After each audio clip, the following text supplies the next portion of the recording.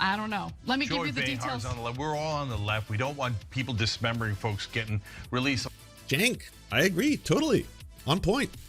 No, what I was in the middle of saying is only a couple of lunatic activists are like, yeah, we're pro-dismemberment guys being let go. What? No, God, you won't even let me have like 10 seconds, 15 seconds? I can't, I barely just finished saying, oh wait, Jake's on point here. Yeah, he's, but then he starts bringing up this imaginary sect of the left. Your typical person on the left is not advocating for dismemberment and murder.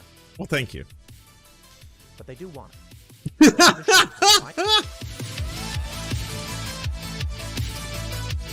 So, Anna Kasparian says she is not a leftist anymore after New York releases alleged murderers due to bail reform. In my earlier segment, I talked about the vigilantes who showed up to evict some squatters. Now, it seemed that it was mostly peaceful and they simply tried to talk to them, but I warned that if the police do not enforce the law and the government cannot defend its people, not that it's the job of the government always to do so, but if the people can't rely on police, they'll take matters into their own hands.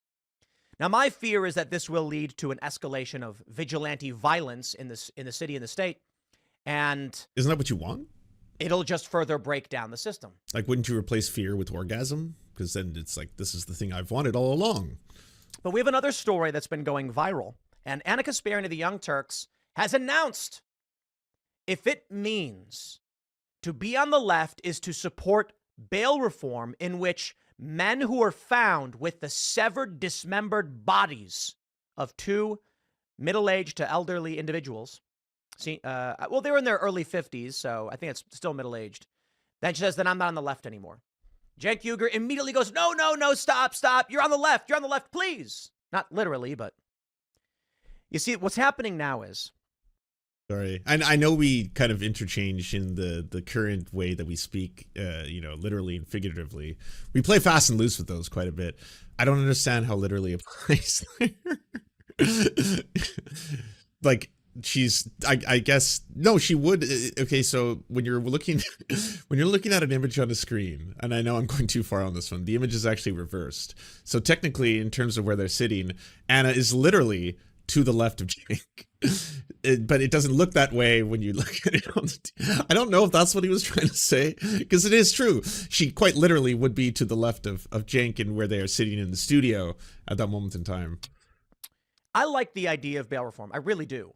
I do not believe we should be a country that imprisons people for any amount of time until proven guilty, unless you have a preponderance of evidence for a real threat to the community.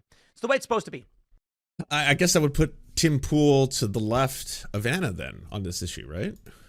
Let me explain. You're accused of shoplifting, and they say he stole a minor petty amount. Well, Lance, you don't know the power of Tim Pool's words and minds. He speaks at the same time. I forgot about that. So yeah, we learned that. Yes, I think it was DJ Danica. Did you post that clip from Aaron Brown's show where he's basically Tim Pool discusses, and it's quite brilliant, really, that he's capable of holding multiple thoughts in his mind at the same time as well as speaking. So when he speaks, he's actually just in autopilot and just words flow out of his mouth. While he's doing that, he's actually, and this is incredible, reading other things, capable of reading things while he's talking, and also planning what he's going to say next. And then RM Brown is like, I get the whole Adobe suite in my brain. The whole suite. Yeah, even the extensions. All the plugins in my brain. Right under the beanie. All running at once. Well, I don't think that accusation warrants you going to jail and being held there without a hearing, without a trial. Why? It is better that 10 guilty persons escape than one innocent person suffer. We should have the right to defend ourselves. And what? But wait, that sounds like utilitarianism. And I thought that's Thanos, because Thanos, he believed that, but then he eliminated half of all life from the galaxy. So just so you know, the Thanos in the comic books is the villain. Yeah. I don't care. What are we getting now? Why is the audio playing? Yep. Dismembering a corpse and hiding a corpse is certainly part of the story, but wait, this part isn't live. You can edit this. They go to jail for even 2 days. They can lose their jobs. It's well, I still want to see you play the clip. Wait, are you not going to play the clip? Let Anna speak. A corpse and hiding a corpse after dismembering it. Not bail eligible. Not a serious crime. I'm not even kidding, guys. Like when Joy Behar outlined that case, I was like, she's crazy. This isn't a thing. This isn't real. This isn't real. So I looked it up. It's real, guys. It's real. Listen, if being on the left means supporting this, then I'm not on the left, and I'm okay with that. So let me give you the details of the case. It doesn't mean that. Okay, if being on the left means supporting this, then I'm not on the left, and I'm okay with that. So let me give you the details of the case. It doesn't mean that. Okay. He replayed that twice in a row. Wow, this is a big moment. This is like the moment, the why I left the left moment. I'm just curious about the story. I'm going to say two things, by the way. This story could be 100% true. Absolutely, it could. No one is here to deny that there are horrifying things that happen and horrifying people do horrifying acts. That's all real, all true. No one's on the other side of that issue. I want to keep saying that. I know I've said it multiple times before. When someone tells you, hey, by the way, there's an individual who's been running around stabbing the elderly to death for no reason other than they are sick. And you're like, okay, yeah, so that person, do you support that? Do you stand behind that? Do you lefties think we should just like abolish the police, abolish the prison systems, and let this mass stabber run around stabbing people? No, that's not what prison abolition is about. That's not it's not to allow the mass stabbers to go stabby. That's not the system as it's currently operating and the way it's working is that a lot of people who do commit serious crimes and a lot of people who commit large scale crimes and the very crimes that we're actually told that we're supposed to care about, things like theft, for example, the people who do the most theft, they usually get away with it. We're talking about like wage theft, stuff like that. There's an entire separate set of crimes, sometimes referred to them as white collar crimes, stuff like that, as well as even violent crime, such as rape, for example. A lot of rapists get away with it. You know, there's a huge backlog of people checking rape kits in the UK. It's 1 in 100 people who have been accused of rape are actually brought into a charge or conviction, 1 in 100. So the other 99 out of 100, that's a lot of people who have potentially been sexually assaulted, who are not getting any kind of due justice. So a lot of the problems with that is that do we want a system, ultimately, it's kind of just a reshape the way you think about this. Angela Davis did a really good job on me when I read that book on prison abolition, in that, like, what are our goals as a society? What do we want? Do we want more people in jail, less people in jail? And most people will agree on the same thing, right? Less people in jail. Yeah, we want less people in jail. Now, less people in jail because they're committing less crimes, because there's less things that may lead to people committing crimes. There's always going to be people who are extremely violent. There's going to be sociopaths. There's going to be psychopaths who live amongst us in society, and they are going to need to be, for the safety of the rest of society, not able to run around stabbing the elderly. No one's on the other side of that issue. No one is pro-elder stab. But if you're talking about something like bail reform, this is obviously bigger than one person, right? This issue. If the majority of people in New York, for example, who are in jail because they're awaiting their day in court, they haven't been proven guilty of a crime yet. They could be 100% innocent. You could be innocent. You just can't afford bail. If the majority of those people happen to be black and brown, but they don't make up the majority of population in New York, something else is going on here, right? And yes, there could be a situation in which one of the individuals is a horrifying human being. It doesn't matter what race they are. It doesn't matter what the color of the skin is. If they're running around stabbing old people or cutting up old people, yeah, they're fucked. No one is defending that person. But like you can't try to make prescriptions, broadly speaking, for the totality of society based on one extreme case, right? Because there is always going to be extreme cases, and everyone is going to be reviled by them. When you hear it, it makes you very, very sad or angry or perhaps depressed or even nauseous to hear about this horrifying thing that someone did. Someone has cut another human being up, and they've killed the elderly, they've killed innocent people. That's all terrible. But that's, like, if you're using that and you're trying to appeal to emotion and get people really angry and charged up about that, it's obviously going to lead people to, yes, want to make rash decisions. I hate to say this, I'm not normally in favor of increasing police budgets. I'm not normally in favor of increasing incarceration rates. I'm not normally in favor of building more prisons. But at the end of the day, violent crime is out of control. Here's an extreme case of it. And yeah, I mean, if you are on the side of this, then I'm sorry that I want nothing to do with you, right? You support this shit. I don't know. Let me give you the details. On the left. We're all on the left. We don't want people dismembering folks getting released. Only a couple of lunatic. Some do. Cenk, I agree. Totally. On point. No, what I was in the middle of saying is only a couple of lunatic activists are like, yeah, we're pro-dismemberment guys being let go. What? No, God, you won't even let me have fucking like 10 seconds, 15 seconds? I can't, I barely just finished saying, oh wait, Cenk's on point here. Yeah, he's, but then he starts bringing up this imaginary sect of the left who are apparently pro-dismemberment? At that point, I'm sorry, I care very little about what their political ideology is. I care a lot more about this as a group of people who are pro-dismemberment. Yes, I disagree with them fundamentally.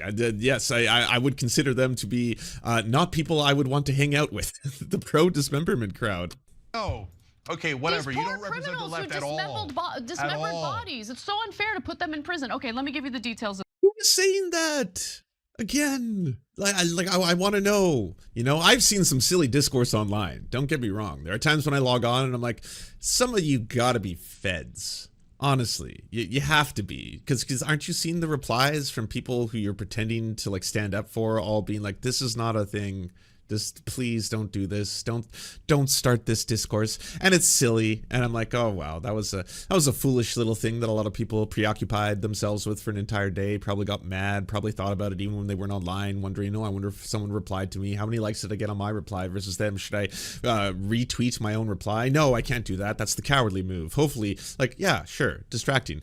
I have yet to meet the pro-dismemberment left. I have not encountered them. I've encountered a lot of very annoying leftists. A lot of people who I'm like, God, what the fuck? But not the pro-dismemberment left. That one is new.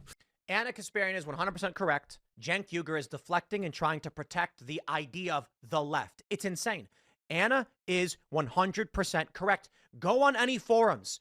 Go into any of these activist spaces, and these people like Cenk will say, no, it's only few and far between. It's been years, dude. It's been 5 years. We've had people pushed onto the subway tracks and crushed.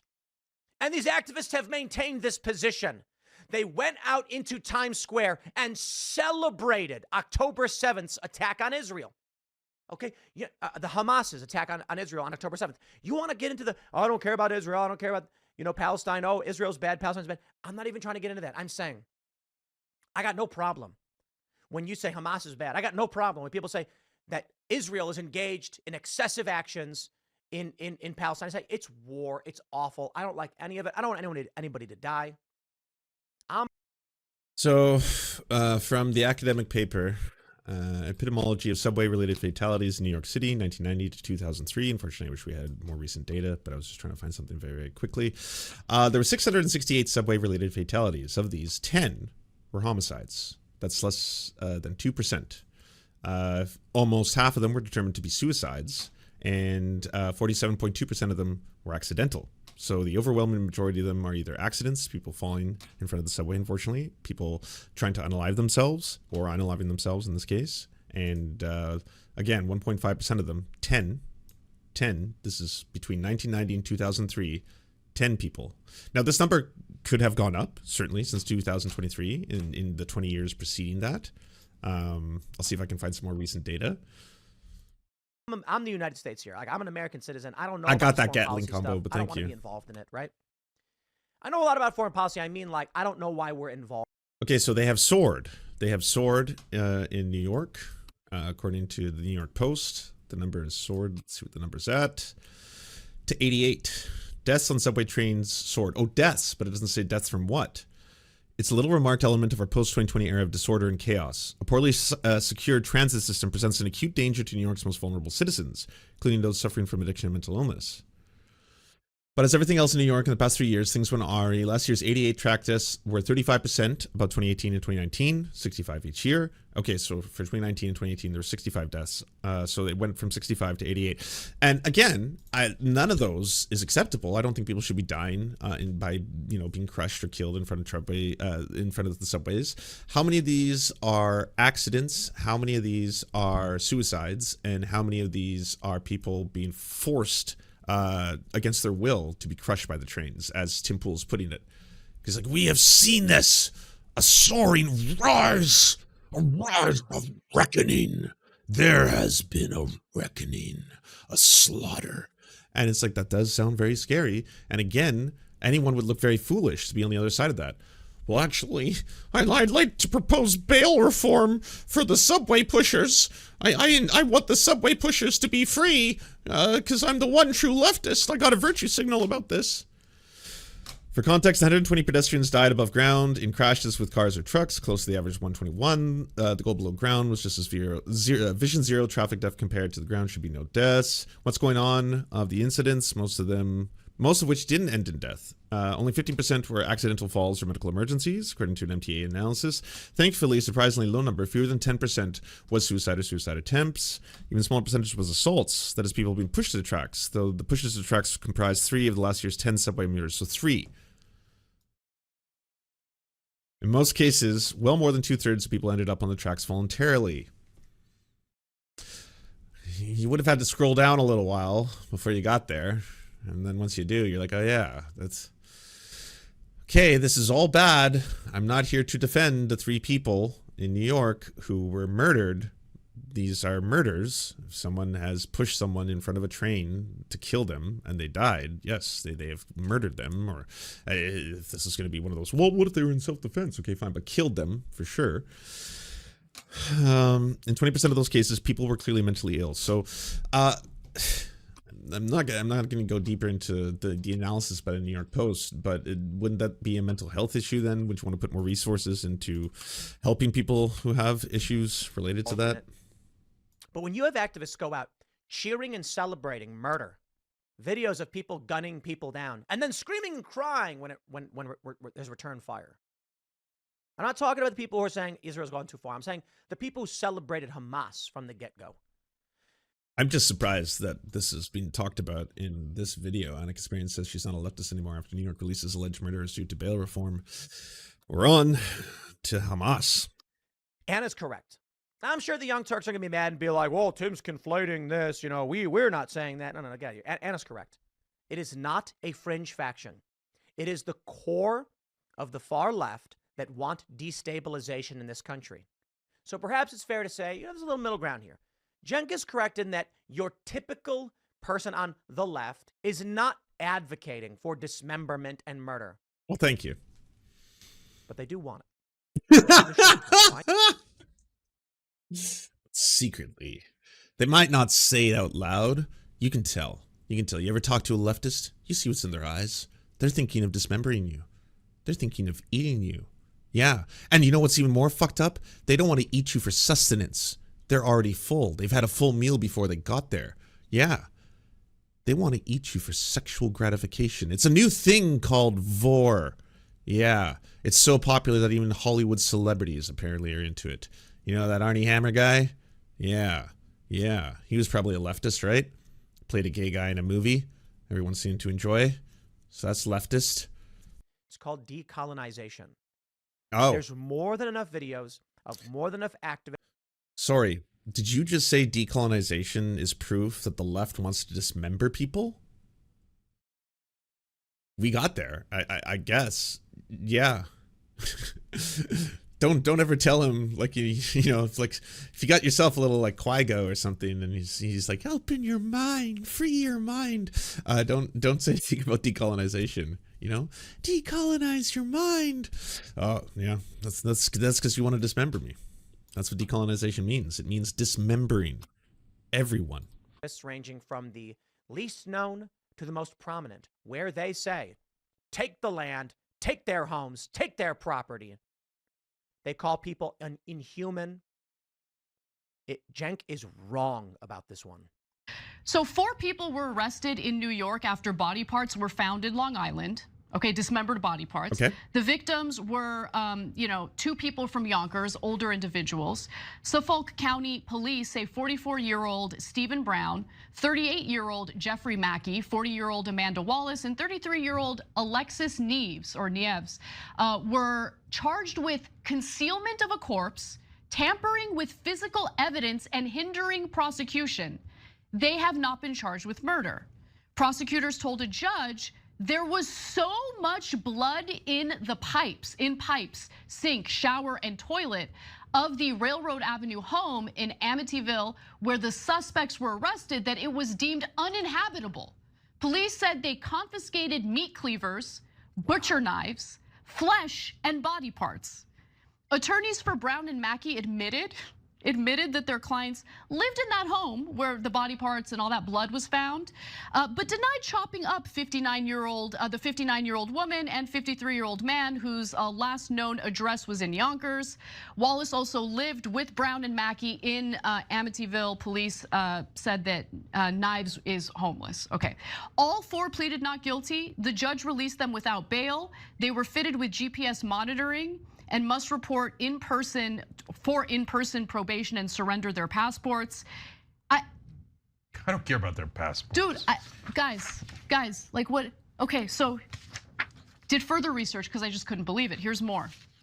With 2019 state reforms, mutilation and disposal of murdered corpses are among crimes that are no longer bail eligible. The DA said the four went to barbaric lengths to cover the crime. What are we doing? What are we doing? What are you doing? What are we doing, Cenk? I don't know. What are we doing? I don't know. What are we doing? But like, no one's on the "that's a good thing" side. No one. Not people like just not right wingers. I would say who are like, oh yes, no, that's a good thing. The horrifying, horror-esque film, blood splatter, all that. Yeah, that's a good thing. But does this story make you really, really scared, really upset, really mad? Of course it does. You're human. You got empathy. You're like, that's fucking just one of the worst things I've ever heard. That's absolutely disgusting, horrifying on every level. I guess now is a good time, now that you're all angry, horrified, to talk about bail reform. The problem here, right, of this entire story, like this whole thing, it could have been avoided had it not been for bail reform.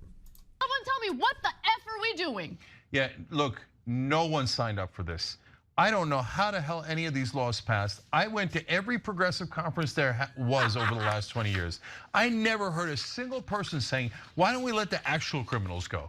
I love that the right is both like laughing at them, but also like at the same time, celebrating. They're like, oh yes, Anna is effectively on the right.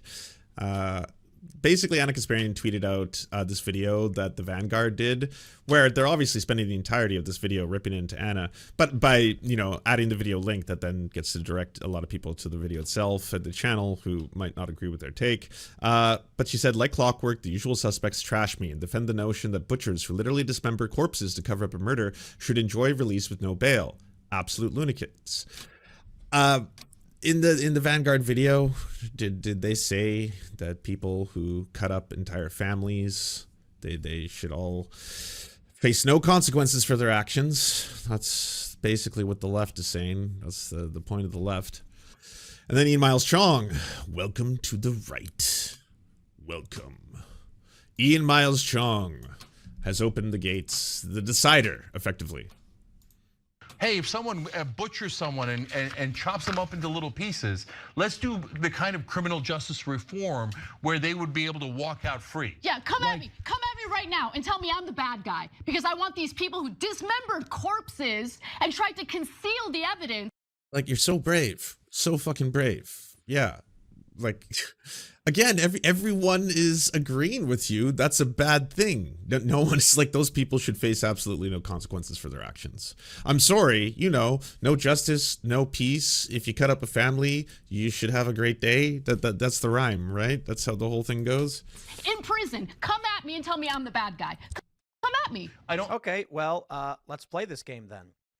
The Young Turks typically take statements from, like me, for instance, misconstrue them in order to garner, I don't know, internet points among the left for reasons, I guess, to generate money or something. So if you're wondering how you got to this point, perhaps it's because you have moderate, rational individuals, perhaps like me and those of you watching, who are And I have evidence of being rational. Yeah. Tom Nicholas, hello. You're streaming on the Twitch. How far things have come. Hey, if you all know, Tom Nicholas makes really good YouTube documentaries. Yeah, documentaries. People will say video essays. I feel they're downplaying your work. I appear in one of them. I play streamer guy. Yeah, he hired me to really, I had to go method, and I had to, that's the whole reason I'm a streamer actually, was I had to get ready for the role. But anyways, can everyone give Tom a follow back? I hope I'm following you. I think I did. I think I saw you streaming the other day and I hit follow. I did. Yeah. Hey everyone, twitch.tv/Tom_Nicholas. Go give Tom a follow back. He's awesome. Good to see you, friend. It's been a while. Smeared relentlessly as far right for pointing this out when y'all. Hey, hope you're having a great stream. Yeah, it's been good. It's been a good stream. A lot of things to cover, but I'm very excited because I get to talk about X-Men pretty soon. Oh yeah, X-Men 97. Hell yeah. It's gonna be so woke. Proposed the law. And when Jake says, I don't know how any of these laws got passed, because you were advocating for them, because AOC was advocating for them. And we said, guys, this is not a good idea. I personally support bail reform, but you can't do it this way. NYPD Commissioner Dermot Shea did an about-face today about the causes of the city's seemingly uncontrollable gun violence. While being grilled by lawmakers in Albany, Shea also had a tough time answering pointed questions from assembly members representing the city. CBS 2 political reporter Marsha Kramer here now with the story. Marsha. Well, Maurice and Christine, it was probably a day Police Commissioner Dermot Shea wished he'd stayed in bed, or at least not made the long trek to Albany, because in addition to switching his story on the cause of gun violence, he had a bout of, shall we say, selective amnesia about an embarrassing case where the NYPD pinned a crime on the wrong guy. I certainly have a lot of confidence in the police in New York City. It started out okay, but tongue started wagging after Police Commissioner Dermot Shea seemed to backtrack on his repeated insistence that state bail reform laws are a major reason why cops can't stop gun violence.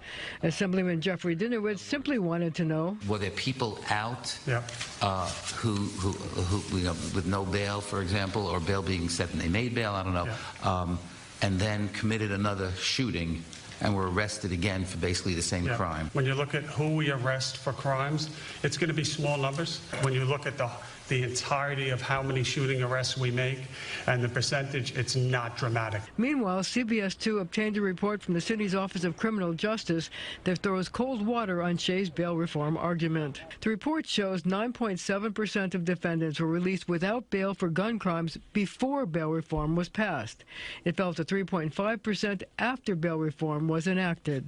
But there were more tough questions about his penchant for blaming bail reform. In June of 2020, Commissioner Shea, you blamed bail reform for a rise in shootings, but a New York Post analysis of the NYPD's own data found that claim to be false. Do you agree with the New York Post that that was a false claim? Madam, I don't generally hold debates over what appears in the paper. The Assemblywoman also grilled Shea about an incident. What are we doing here? What are we doing here? What are we doing here? What are we doing here? Honestly, what are we doing here? What are we doing here? Olayemi put together this little educational video on bail reform. Every time I turn my head, someone is spreading lies and propaganda about bail reform and trying to link it to a million things that it has nothing to do with, under the hopes that the public who doesn't know better will accept it. So here are 12 facts about New York City's bail reform so you can understand the issue. First, why do we have bail reform? Rikers. Rikers is New York City's infamous pretrial detention center. Everyone has heard about Rikers, but less people realize that it's a pretrial detention center. More than 85% of the people there are awaiting trial. They have not been convicted of a crime. They simply do not have the money to pay their bail and afford their freedom. And in this city where 42% of the people identify as white, more than 90% of everyone awaiting trial at Rikers is either black, brown, or Hispanic. This was 35-year-old Jose Martinez. He was given a parole violation after being accused of stealing a single can of beer, and they sent him to Rikers where he died in a cell when the guards refused to help him. More than a dozen New York. Now, by the way, if that was all the video was, that would be doing the exact same thing that Tim Pool does, right? If it was just like, here's one anecdote, one really, really sad story, and then I'm going to imply that you're on the other side of this, that you like this, that you want to see innocent people locked up and die. That's what you're saying. That's what all of you are saying. The right, well, maybe not all the right, but like sections of the right, are obsessed with that. And it's like, but can we go beyond the sad story too and actually talk? Okay, yes, we can. There's a lot more to the story. Meet the same fate each year. In fact, since Eric Adams became mayor, more than 30 people have died awaiting trial at Rikers. 2. Before bail reform passed, Black New Yorkers were more than twice as likely as white New Yorkers to spend at least a night in Rikers because they were unable to afford bail. 3. Bail reform took effect in New York City 4 years ago in 2020. Bail reform made it so most misdemeanors, excluding sex offenses and domestic violence, some nonviolent felonies, traffic offenses, and violations became bail ineligible, unless there was some evidence, like a bench warrant history or previous failures to appear, that a person would not return to court. Because 4, the legal purpose of bail is to ensure that a person returns to court. And since bail reform was implemented, more people are returning to court than ever before. The failure to appear rate fell from 15% in 2019 to 9% in 2021 after bail reform. Data shows that the vast majority of people show up to their court dates in New York City. Clean up your room. 5. This Hey, Von Deckard, thank you. Appreciate that. myth that people are getting released without bail and committing crime after crime after crime and there's nothing that the court can do about it because of bail reform is exactly that, a myth. The conditions of release on absolutely any charge in New York City is that if you commit a crime and are rearrested, the judge can and likely will set bail on you. And that is even the case for every bail-eligible case I mentioned earlier. 6. The number of major felonies in 2020, the year bail reform went into effect, was lower than every year from 2000 to 2019. More importantly is number 7. Since bail reform was enacted, according to the Brennan Center, rearrests for alleged violent felonies have remained exceptionally rare, just as it was exceptionally rare even prior to bail reform. And bail reform has no correlation to any increase in national trends in certain crimes. The Brennan Center actually went to the trouble of doing an analysis on 100,000 cases from July 2020 to June 2021, and they determined that just 2% of all cases were rearrests for alleged violent felonies. Just 2%. 8. Speaking of felonies, you should know that since bail reform was enacted, over 97% of everyone released without bail were not rearrested for a violent felony. 9. 99%, that's almost everyone released without bail, was not rearrested for a crime involving a gun. 10. Speaking of guns, simply possessing a gun in New York City is considered a violent offense. You don't even need to use it, brandish it, bail will be set. 11. But for as much as the media talks about guns, they actually make up a very small amount of cases in New York City's criminal system.